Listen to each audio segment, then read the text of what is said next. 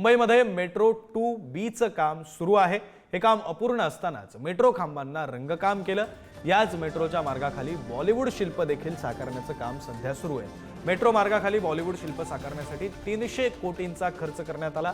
बांद्र्यातील माजी नगरसेवक आसिफ झकेरिया यांनी MMRDAला पत्र देत याला विरोध दर्शवलाय। स्थानिकांना याबाबत कुठलीही कल्पना न देता हे काम सुरू केलं असल्याचा आरोप हा झकेरिया यांनी केलेला आहे।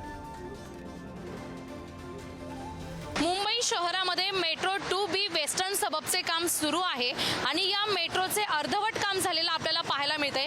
2.5 ते 3 वर्ष हे काम पूर्ण होण्यासाठी जाणार आहेत आणि त्या अगोदरच आपल्याला रंगरंगोटी केलेली पाहायला मिळत आहेत।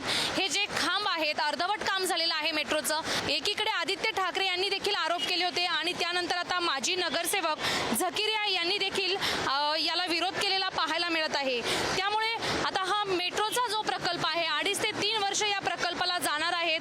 त्या अगोदरच रंगरंगोटी केली आणि आता पुन्हा जी थीम राबवण्यात येत आहे बॉलिवूडची ती देखील त्याला देखील विरोध होतोय। बॉलिवूडला विरोध नाही, मात्र जी थीम उभारली जात आहे साकारली जात आहे त्याला वायफळ खर्च होत असल्याचं माजी नगरसेवक आसिफ झकेरिया यांचं म्हणणं आहे।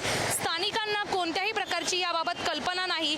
या मेट्रोच्या प्रकल्पावरतून वाद होण्याची शक्यता प्रचंड प्रमाणात दिसून येत आहे। त्यामुळे राज्य सरकारचा हा वायफळ खर्च एकीकडे आपल्याला पाहायला मिळत आहे। कॅमेरामॅन सतीश सह शिल्पा नरवडे, पुढारी, मुंबई। कुठे ना कुठे एवढे मोठे खर्च आपण सुशोभीकरणाच्या नावावर करणार आहोत, आम जनताला नागरिकांना माहीत नाही आहे। तर कुठे ना कुठे मला वाटतं की गेल्या 2-2.5 वर्षापासून सुशोभीकरणाच्या नावावर महानगरपालिका असो की कुठली पण राज्य सरकारची यंत्रणा असो त्याचा जे फंड असतो कुठे ना कुठे टॅक्सपेअरचा फंड आम्ही जिम्मेदारीने खर्च केलं पाहिजे आणि असे खर्च करून जे पुढे राहणार की नाही राहणार माहीत नाही। तर कुठे ना कुठे आम्ही याच्यावर विरोध दर्शवलेला आहे।